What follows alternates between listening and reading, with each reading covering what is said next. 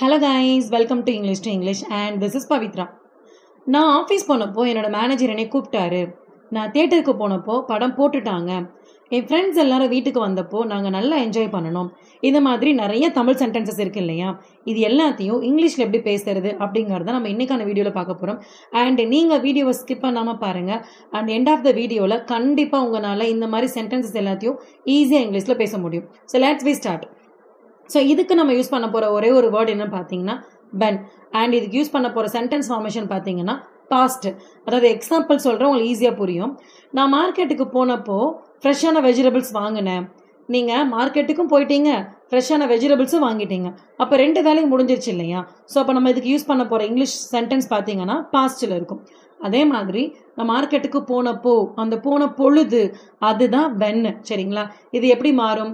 when I went to the market I bought fresh vegetables. இதுதான் format. இப்போ இது மாதிரி நம்ம நிறைய எக்ஸாம்பிள்ஸ் பார்க்கலாம், உங்களுக்கு ஈஸியாகவே புரியும். சரிங்களா? அவள் வீட்டை விட்டு கிளம்புனப்போ கதவை பூட்டினா. when she left her home she locked the door. நான் என்னோட பர்ஸை ஓப்பன் பண்ணப்போ அதில் பணம் இல்லைன்னு தெரிஞ்சது. when I opened my purse I found no money. அவன் என்னை பார்க்கில் பார்த்தப்போ கையாட்டினா. when he saw me at the park he waved at me. நான் கிச்சனுக்குள்ளே போனப்போ என்னோட ஃபோன் அடித்தது. when I stepped into the kitchen the phone rang.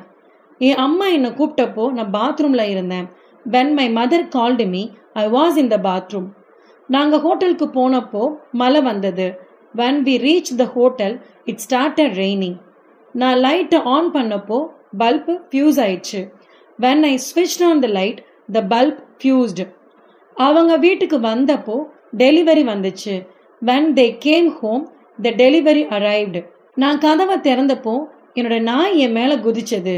when I opened the door the dog jumped on me.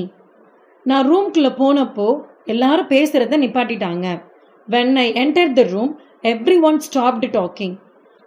அவ பேக்கை திறந்தப்போ அதில் சாவி இருக்கிறத பார்த்தா.